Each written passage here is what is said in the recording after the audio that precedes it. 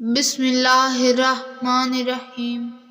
حضرت سری سکتی رحمۃ اللہ علیہ جو اپنے وقت کے ایک ولی کامل گزرے ہیں، ایک کنیز کا حال لکھتے ہیں۔ ایک رات وہ بہت بے چین تھے۔ اللہ والے عموماً اپنی راتیں اپنے رب کی یاد میں گزارتے ہیں اور سکون پاتے ہیں، اور یہ عبادت صرف مصلی اور جائے نماز پر نہیں ہوتی، یاد الہی تو ہر رنگ میں ہوتی ہے۔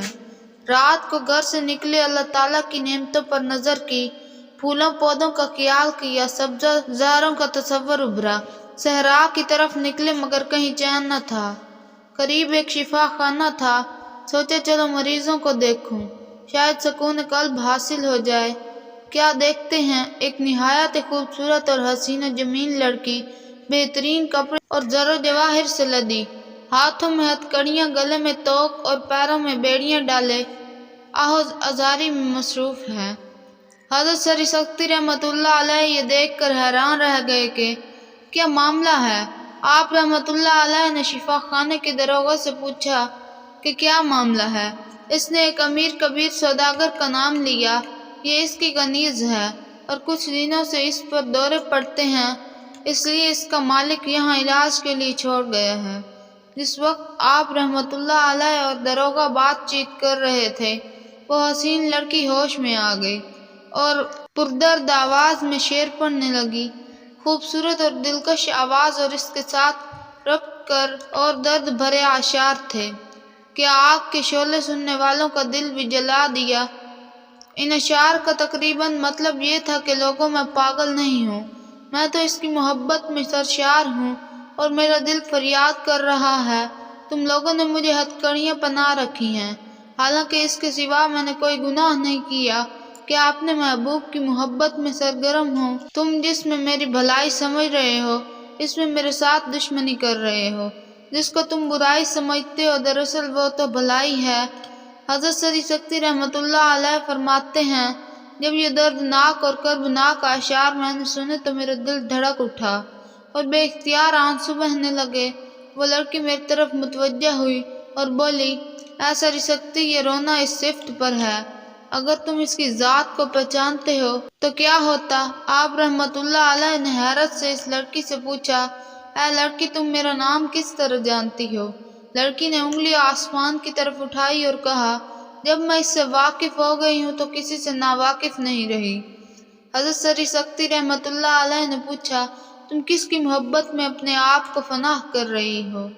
لڑکی نے سرد آہ بھر کر جواب دیا، میری محبت صرف اس کے لیے ہے جس نے مجھے اپنی نعمتوں سے آگاہ کیا اور اپنی مہربانیوں سے شکر گزار بنایا، جو دلوں میں بستا ہے، جو سوال کرنے والوں کا خود جواب دیتا ہے۔ آپ رحمۃ اللہ علیہ نے پوچھا، یہاں تم کو کس نے قید کیا ہے؟ اس لڑکی نے جواب میں کہا، حسد کرنے والوں نے۔ لڑکی نے اتنا بولا، ایک پردرد نعرہ مارا اور بے ہوش ہو گئی۔ آپ رحمۃ اللہ علیہ نے داروغہ سے کہا، اس کو رہا کر دو۔ داروغہ نے اس لڑکی کی ہتھ کڑیاں کھول دیں اور آزاد کر دیا۔ آپ رحمۃ اللہ علیہ نے لڑکی کو مخاطب کرتے ہوئے فرمایا، تم آزاد ہو، جہاں چاہو چلی جاؤ۔ لڑکی نے جواب دیا، میں کس طرح جا سکتی ہوں، جو میرا محبوب ہے، اس نے مجھے اپنے غلام کی ملکیت بنایا ہوا ہے، اس کی اجازت کے بغیر میں کوئی قدم نہیں اٹھا سکتی ہوں۔ جب یہ باتیں ہو رہی تھی تو اس کنیز لڑکی کا مالک سوداگر بھی شفا خانے میں آ گیا۔ اس نے جب حضرت سری سکتی رحمۃ اللہ علیہ کو دیکھا تو بے حد خوش ہوا اور خدمت میں حاضر ہو کر وہ تعظیم و احترام کا اظہار کیا۔ آپ رحمۃ اللہ علیہ نے فرمایا، میرے معاملے میں تم خواہ مخواہ مبالغے سے کام لے رہے ہو، یہ لڑکی مجھ سے زیادہ عزت و احترام کی مستحق ہے، تم نے اس کو کیوں قید کر رکھا ہے؟ مالک شرمندہ ہوا اور کہا، میں نے اس لڑکی کو اپنا بہت سارا سرمایہ خرچ کر کے خریدا ہے، یہ اپنے حسن کے علاوہ بہترین خوش گلوکارہ اور رقاصہ بھی ہے، میرا خیال ہے کہ میں اسے فروخت کر کے بہت زیادہ منافع کماؤں گا۔ میں نے اس پر 20,000 درہم خرچ کیے، لیکن اب تو مجھے 20 درہم ملنے کی بھی امید نہیں۔ آپ رحمۃ اللہ علیہ نے سوداگر سے پوچھا، اس لڑکی کی یہ حالت کب اور کیسے ہوئی؟ وہ سوداگر بولا، میں نے آپ رحمۃ اللہ علیہ کو بتایا، یہ لڑکی بہت اچھا گاتی ہے، تقریباً 1 سال کا عرصہ ہوا، ایک دن یہ مستانہ وار اود بجا کر یہ اشعار کار رہی تھی، جس کا مطلب ہے اے وہ شخص جس کے سوا کوئی میرا آقا نہیں، تو نے مجھے لوگوں میں غلام بنا کر رکھ دیا ہے۔ بس اسی شعر کی تکرار کرتے ہوئے بے خود ہو گئی اور توڑ کر پھینک دیا اور رونے لگی۔ ہم نے سمجھا شاید اسے کسی سے عشق ہو گیا ہے، مگر یہ بات بھی غلط ثابت ہوئی۔ آخر تنگ آ کر علاج کے لیے شفا خانے لانا پڑا۔ اس کی بہتری اور بھلائی کے لیے ہم نے اس کو قید کیا ہوا ہے۔ آپ رحمت اللہ علیہ نے فرمایا، اچھا تم اس سے میرے ہاتھ پر فروخت کر دو، میں اس کی قیمت کے ساتھ منافع بھی دوں گا تم کو۔ اس شخص کا منہ حیرت سے کھلا کا کھلا رہ گیا، بھلا ایک درویش کہاں سے اتنی رقم دے سکتا ہے؟ آپ رحمت اللہ علیہ نے سوداگر کی حیرانی بھانپ لی اور فرمایا، تم میری زبان پر اعتبار کرو۔ یہ فرما کر آپ رحمت اللہ علیہ شفا خانے سے واپس چلے آئے۔ یہ حقیقت تھی کہ درویش کے پاس مال کہاں، ایک درہم بھی نہ تھا۔ آپ رحمت اللہ علیہ نے تمام رات گری و زاری اور مناجات و دعا میں بسر کی۔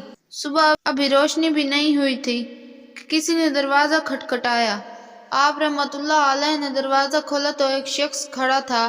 پوچھنے پر بتایا کہ میرا نام احمد ہے، رات مجھے غیب سے آواز آئی کہ 5 تھیلیاں سری سکتی کو پہنچا دو۔ چنانچہ میں منہ پھوٹتے ہی رقم لے کر حاضر ہو گیا۔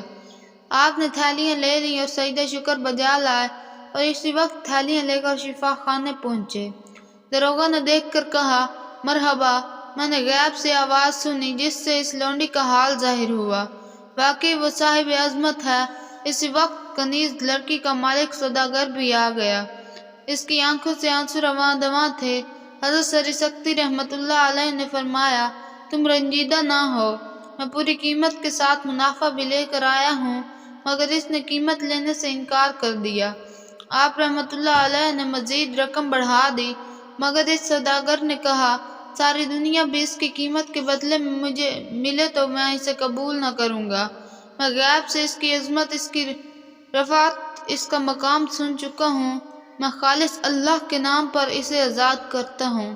یہ منظر دیکھ کر احمد مثنیٰ جو حضرت سر سکتی رحمت اللہ کے ساتھ ہی شفا خانے آئے تھے، اپنا مال راہ حق میں لوٹا کر فقیر ہو گئے۔ اس لڑکی کا مالک وہ سوداگر راہ سلوک معرفت کی راہی بن گیا۔